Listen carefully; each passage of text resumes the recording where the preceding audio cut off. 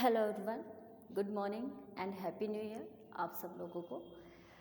हाँ जी, आज अपन happy new year के दिन ही अपनी नई यूनिट स्टार्ट करने जा रहे हैं। ठीक है, उस अपन यूनिट का नाम तो नहीं बोल सकते एक तरीके से, क्योंकि फिजिक्स में क्या है, किसी में भी मतलब यूनिट का नाम नहीं होता। यूनिट में चैप्टर होते हैं, चैप्टर वाइज नाम होते हैं। ठीक है, तो अपन चैप्टर पढ़ने जा रहे हैं सेकेंड यूनिट के अंदर, सेंटर ऑफ मास का।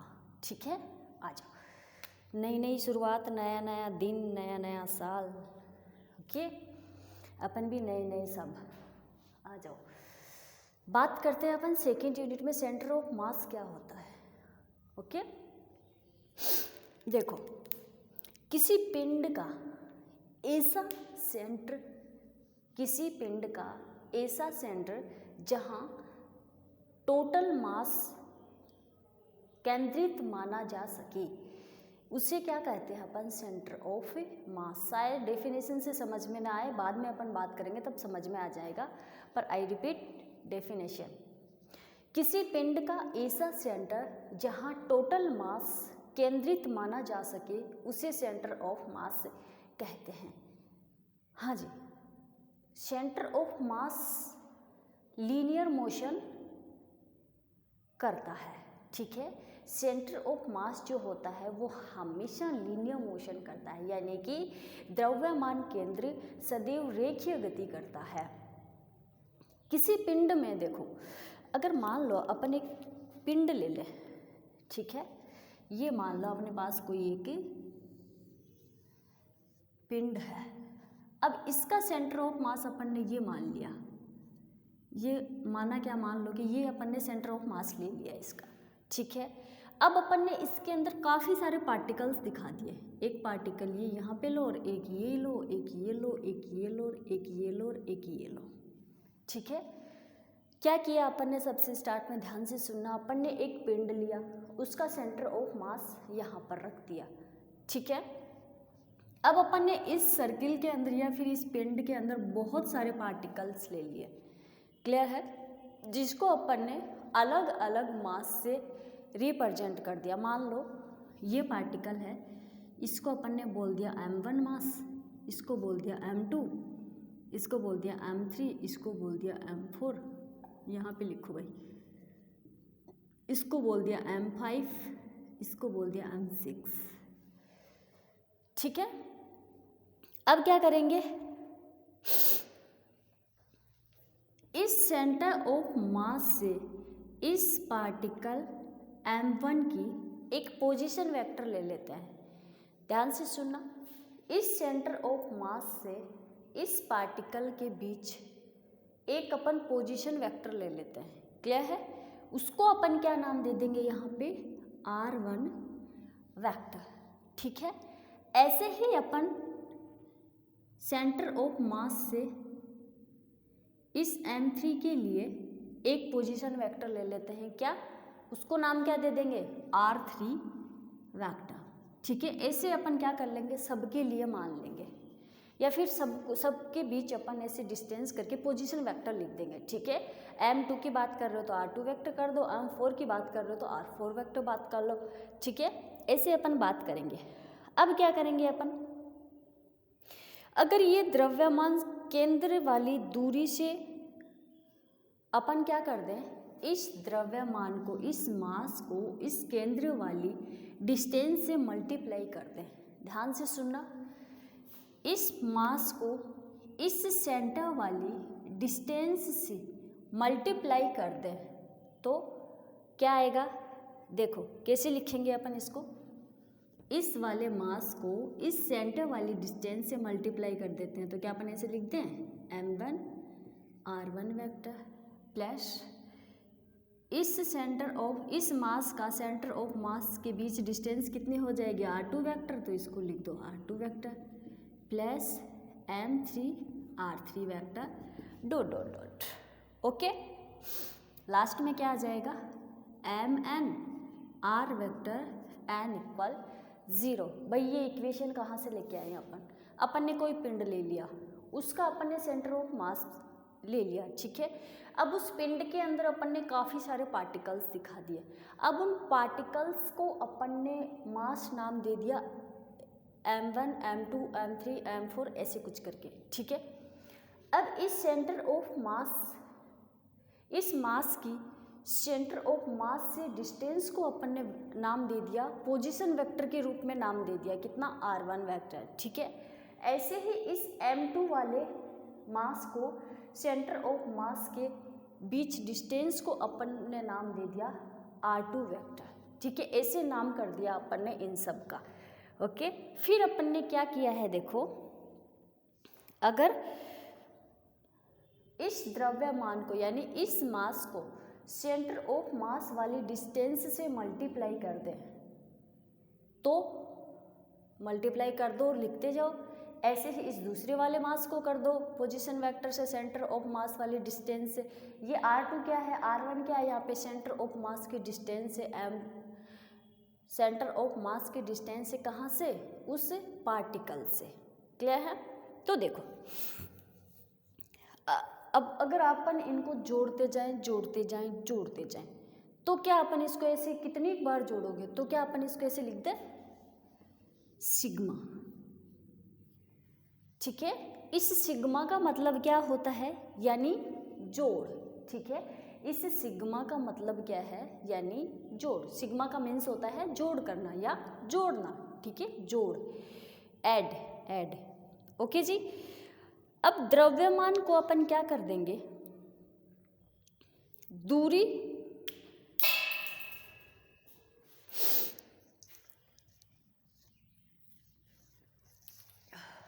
देखो, ये जो द्रव्यमान है इसको अपन हमेशा किससे मल्टीप्लाई करेंगे, इस दूरी से मल्टीप्लाई करेंगे, ठीक है।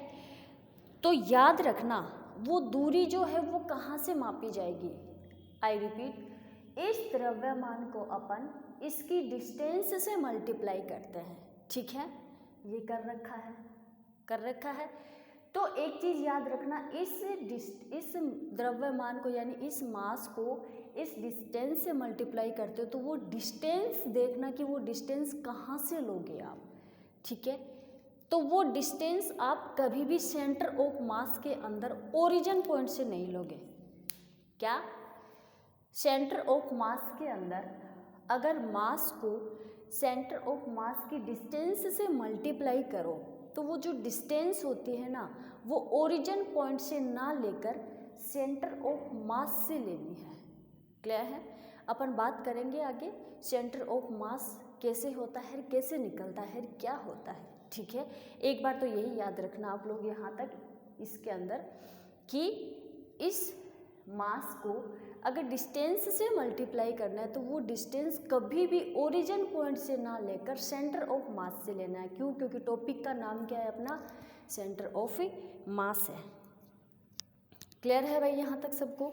तो देखो नेक्स्ट पॉइंट क्या आ जाएगा अपना, फर्स्ट पॉइंट क्या था कि सेंटर ऑफ मास हमेशा लीनियर मोशन करता है, क्लियर है। सेकंड पॉइंट अपना यह है कि किसी पिंड में द्रव्यमान के सापेक्ष, किसी पिंड में मास के रेस्पेक्ट किसी पार्टिकल के मास को डिस्टेंस से मल्टीप्लाई कर दिया जाए तो प्राप्त राशि को द्रव्यमान आघूर्ण कहते हैं।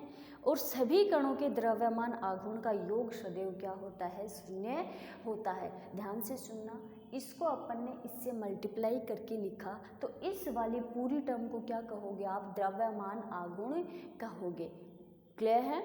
इस वाली पूरी टर्म को क्या कहोगे, द्रव्यमान आघूर्ण कहोगे। तो अब अपन कैसे लिख सकते हैं इसको, देखो ये बात कर दी।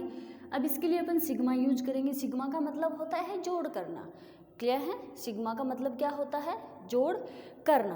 तो अपन इसको ऐसे लिख देंगे एन आई इक्वल 1।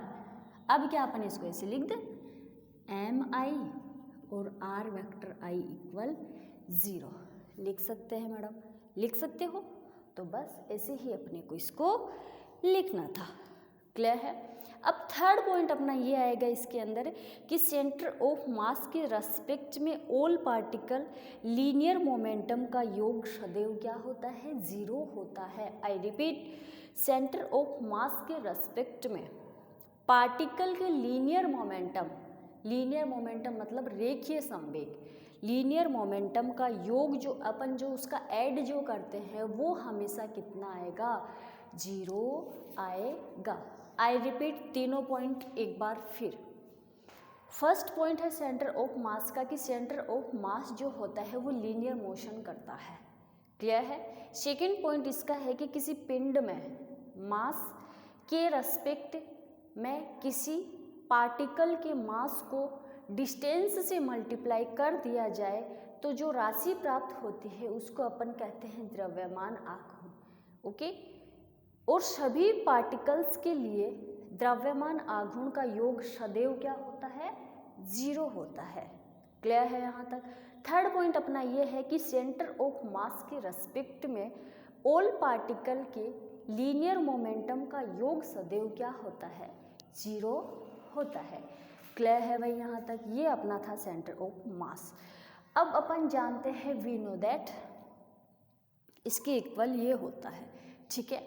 अब अपन क्या कर देंगे, इसका डेरिवेटिव कर देंगे किसके सापेक्ष, टी के रेस्पेक्ट में, क्लियर है। किसके रेस्पेक्ट में अपन इसका डेरिवेटिव कर देते हैं, देखो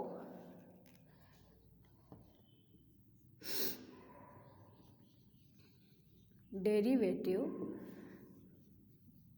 रेस्पेक्ट टू टी, ओके। आ जाओ, I equal 1 to n mi dri vector upon dt equal 0 हो जाएगा, बिल्कुल होगा। अब एक चीज जानते हो आप वोट, तो dri vector upon dt equal क्या अपन इसको ऐसे लिख दें, vi वेक्टर, पता है, ठीक है, लिख सकते हैं अपन। स्थिति के सापेक्ष परिवर्तन की दर को क्या कहते हैं, वेलोसिटी कहते हैं, कहते हो कि नहीं कहते हो। तो अपन ने dri अपॉन dt को क्या लिख दिया, vi लिख दिया। तो ऐसे कैसे लिखेंगे इसको, देखो I equal 1 to n mi और vi इक्वल 0, ये इक्वेशन आई। इस इक्वेशन को अपन क्या कहेंगे, लीनियर मोमेंटम कहेंगे, क्या कहेंगे, रेखीय संवेग कहेंगे, ठीक है। ये अपना क्या आया, लीनियर मोमेंटम,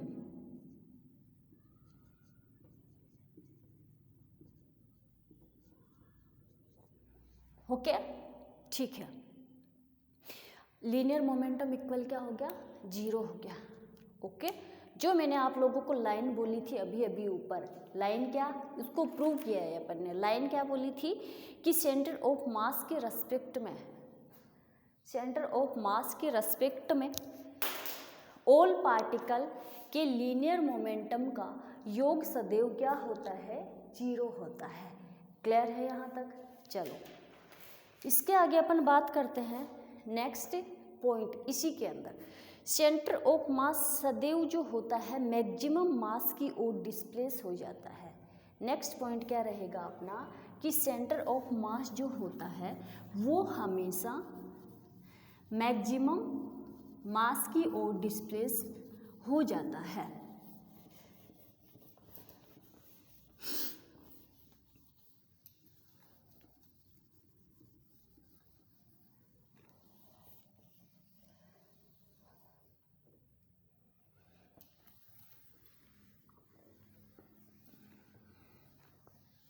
हाँ जी, नेक्स्ट पॉइंट क्या हो जाएगा अपना, सेंटर ऑफ मास जो होता है वो हमेशा मैक्सिमम मास की ओर डिस्प्लेस हो जाता है, ठीक है। जैसे कि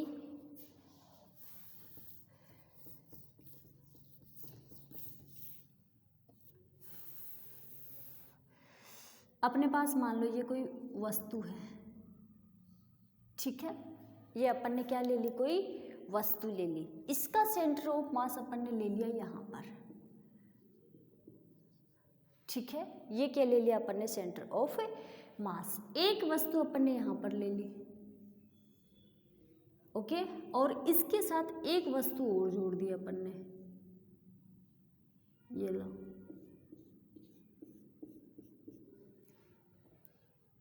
ठीक है।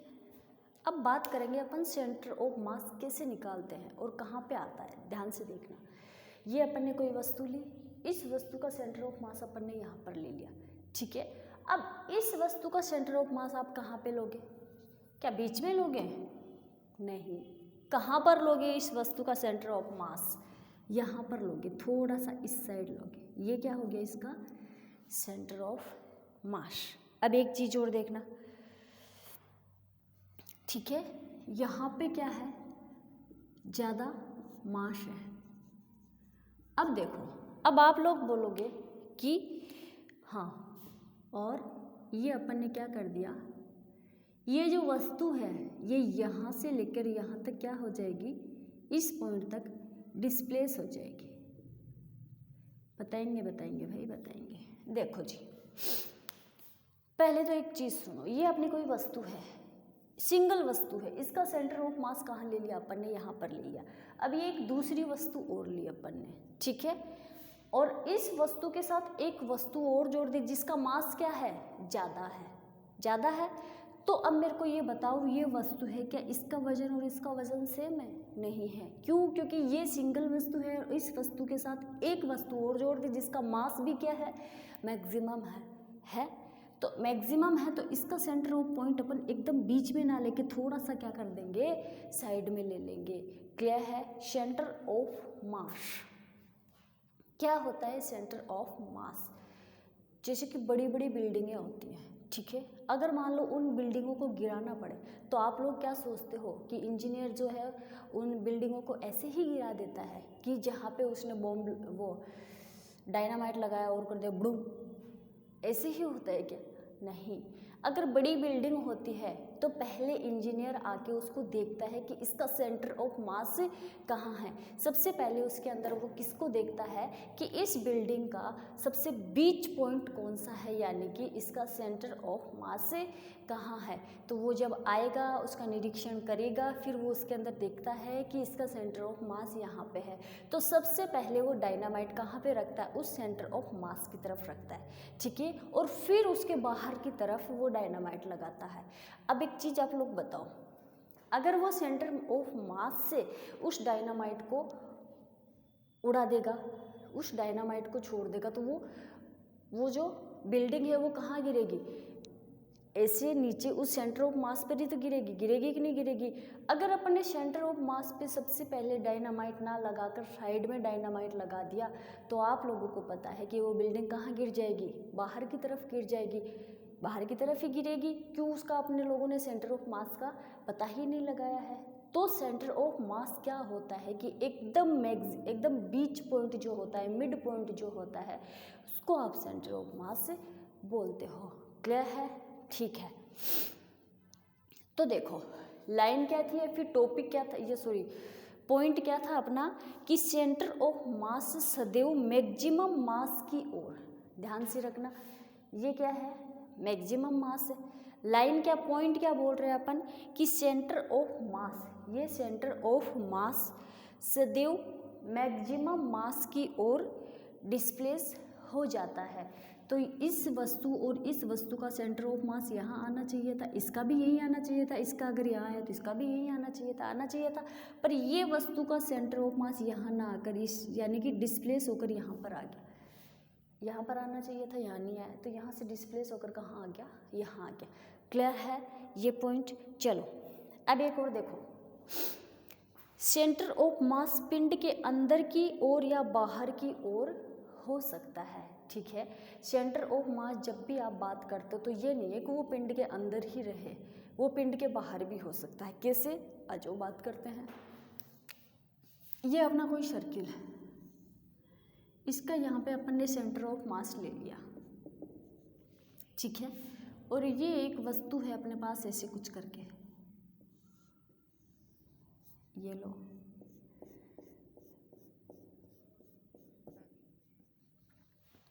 ओके। ये अपन ने क्या ले लिया, कोई वलय ले लिया, और ये अपना क्या है, कोई ऐसे ही वस्तु ले ली। अब देखो, अब इस वस्तु का इस सर्किल का सेंटर ऑफ मास अपन ने कहाँ लिया है, सर्किल के अंदर लिया है। तो आप क्या बोलते हो, ये सर्किल के अंदर है? नहीं, ये कहाँ है? एक तरीके से देखोगे तो आप सर्किल से बाहर है। कैसे? अगर सर्किल के अंदर होता तो ये इस लाइन के बीच में कहीं होता। क्या? अगर आप सर्किल के अंदर की बात करते कि सेंटर ऑफ मास सर्किल के अंदर है, पर ये अंदर नहीं, इसको एक तरीके से देखो तो बाहर है। अगर अंदर की बात करते हो आप लोग तो इस लाइन के बीच में कहीं आना चाहिए था, तब वो इस सर्किल के अंदर मानते हैं अपन। क्लियर है?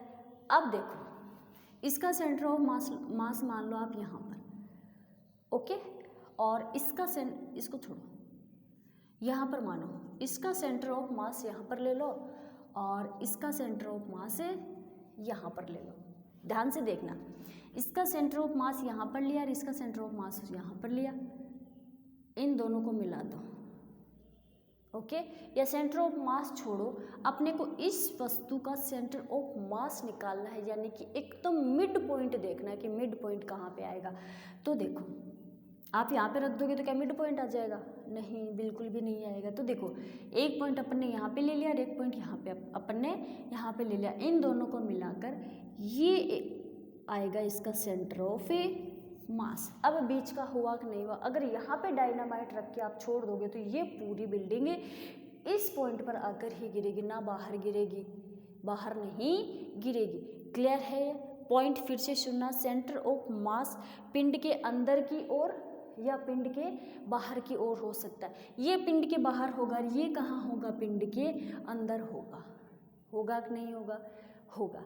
क्लियर है यहाँ तक? चलो, सेंटर ऑफ मास समझ में आया भाई सबको। अब देखेंगे अपन पोजीशन वेक्टर ऑफ, जैसे अपन ने पिछली यूनिट में पोजीशन वेक्टर निकाला था किसके लिए? फ्रेम ऑफ रेफरेंस के लिए। अब अपन पोजीशन वेक्टर निकालेंगे किसके लिए? सेंटर ऑफ मास के लिए। और फिर वेलोसिटी निकालेंगे, फिर एक्सेलरेशन निकालेंगे, फिर फोर्स निकालेंगे, वो ही चारों चीज़ें निकालेंगे। पर फ्रेम ऑफ रेफरेंस के अंदर जैसे निकाला था, इसके अंदर वैसे नहीं निकालेंगे अपन, थोड़ा सा अलग है वहाँ से। ओके, आ जाओ। तो अब नेक्स्ट हेडिंग हो जाएगी अपनी position vector of centre of मास। देखो जी, ये अपन ने कोई फ्रेम ले लिया है ना,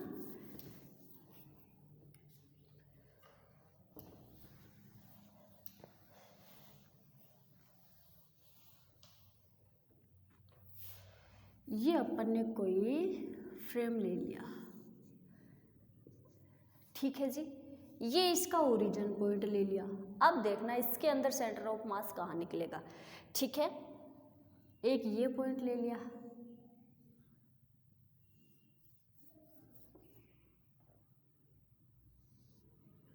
और एक ये पॉइंट ले लिया। अरे भाई मिलाओ इसको, ये क्या हो रहा है ऐसे? ये लो जी, एक ये और एक ये। इस पॉइंट को नाम दे दो ए एंड इस पॉइंट को नाम दे दो बी, ठीक है। अब एक चीज और देखो, इस वाले पोजीशन वेक्टर को अपन नाम दे देते हैं आर आई पोजीशन वेक्टर, ठीक है। इस वाले पोजीशन वेक्टर को एक बार अपन नाम दे देते हैं कैपिटल आर सी एम, ठीक है। और यहाँ से लेकर यहाँ तक के पॉइंट को अपन नाम दे देते हैं, डायरेक्शन देखते रहना, I R I vector dash, okay. अब ध्यान से सुनना, और इस पॉइंट के ऊपर कौन सा है? आई वे कण, आई वे कण। वहाँ पे अपन ने पॉइंट पी लिया था, यहाँ पे अपन क्या करेंगे? आई वे कण लेंगे, ठीक है। अब ध्यान से सुनना, माना किसी निकाय में कणों की संख्या n है, ठीक है। कोई भी निकाय ले लिया आप लोगों ने, उसके अंदर आप लोगों ने कोई पार्टिकल लिए हैं, उसकी संख्या क्या लोगे आप?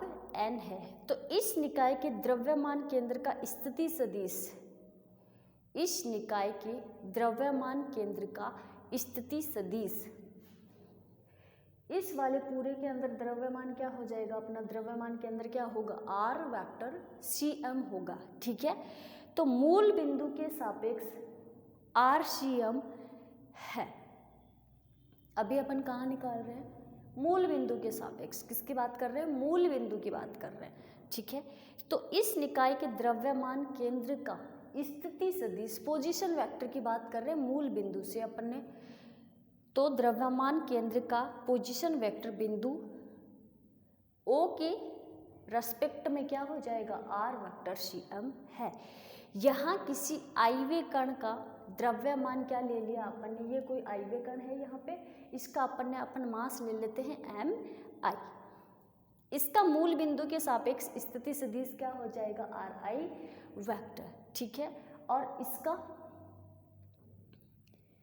हाँ यहाँ आइवे कण का, अब इस आइवे कण का इस द्रव्यमान के सापेक्ष, ध्यान से सुनना, इस आइवे कण का इस द्रव्यमान केंद्र के सापेक्ष स्थिति सदिश क्या हो जाएगा, यहाँ पर ri वेक्टर कैप है, सॉरी डैश है।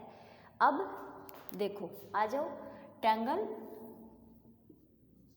OAB, ठीक है, तो क्या हो जाएगा, OA plus OB vector equal AB। ठीक है, या फिर ऐसे लिख दो B, अरे हाँ, OAAB। ठीक है, OAAB इक्वल क्या आ जाएगा, OB, OA plus AB vector equal OB। ठीक है, OA की वैल्यू आप लोगों को पता है क्या, डायरेक्टली पुट कर दो, प्लस AB की आपको पता है क्या है, RI वेक्टर डैश है, ये कितने हो जाएगी, RI वेक्टर। ठीक है, तो देखो इक्वेशन नंबर दे दो इसको 1। यदि यदि पार्टिकल का मास mi है तो समीकरण 1 को mi से मल्टीप्लाई करने पर, वो बोला था अपन ने, पहले थ्योरी बोली थी तब, क्या, यदि पार्टिकल का मास mi है तो इक्वेशन 1 को mi से मल्टीप्लाई करने पर क्या हो जाएगा, mi r vector cm, mi ri vector dash और mi ri वेक्टर हो गया। ठीक है, अब देखो यहाँ निकाय n कण है तो समीकरण का योग करने पर, अब आप लोगों को पता है, मैंने स्टार्टिंग में ही बोला था कि माना किसी निकाय में कणों की संख्या क्या है, n है, अगर n है तो n इक्वल 1 2 3 4 कुछ भी हो सकता है, तो अब अपन क्या सिग्मा लेकर इसका योग कर सकते हैं, बिल्कुल कर सकते हैं, कर दो, I equal 1 to n mi r cm plus I equal to 1 to n mi ri vector dash equal I equal to 1 n mi ri vector, बिल्कुल कर सकते हैं। अब देखो आप लोगों को पता है कि द्रव्यमान आघूर्ण का योग कितना होता है, 0 होता है। ठीक है, और द्रव्यमान आघूर्ण पीछे मैंने डेफिनेशन बताई थी क्या होती है, तो यहाँ पे द्रव्यमान आघूर्ण क्या हो जाएगा, ये होगा mi ri, सॉरी ये होगा mi ri वेक्टर डैश होगा, ये होगा। ठीक है, तो क्या अपन इसको ऐसे लिखते, चूंकि I equal to 1 to n mi vector dash equal क्या हो जाएगा, 0, क्यों, क्योंकि ये क्या है, द्रव्यमान आघूर्ण है, क्या है भाई, ये द्रव्यमान आघूर्ण। अगर ये 0 हो गया तो इसको अपन ऐसे लिख दें, I equal to 1 to n mi RCM equal minus I equal to 1 to n MI RI vector dash. लिख सकते हैं भाई, बिल्कुल लिख सकते हैं। अब देखो, अच्छा जी, इसको इक्वेशन नंबर दे दो 2। ओके, अब अपन क्या करेंगे, ये अपन ने क्या निकाला, पोजीशन वेक्टर निकाला, ठीक है। अब अपन करेंगे द्विकण तंत्र का पोजीशन वेक्टर, ठीक है, यानी कि सेकंड पार्टिकल का पोजीशन वेक्टर निकालेंगे अब अपन।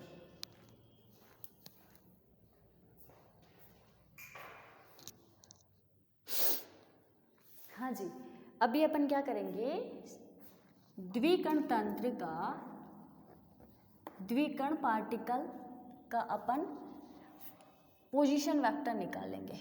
देखो जी, इसको हटा दो। द्विकण 2 पार्टिकल के लिए, तो कहने का मतलब अपने को 2 पार्टिकल लेने पड़ेंगे। यहाँ पे कितना था, अभी तो कुछ भी नहीं है, तो 2 पार्टिकल, नाम ही अगले ने 2 दे दिया, तो क्या क्या करोगे, एक तो पार्टिकल ले लोगे m1 और एक ले लेंगे m2, जिसका ओरिजिन पॉइंट के रेस्पेक्ट में पोजीशन वेक्टर क्या हो जाएगा, r1 वेक्टर व r2 वेक्टर, ठीक है। तो फ्रॉम इक्वेशन 2 से देखो जी क्या करेंगे, अब फ्रॉम इक्वेशन 2 से बात कर लेते हैं। पार्टिकल कितने लिए अपन ने, m1 और m2, कहने का मतलब n इक्वल 2।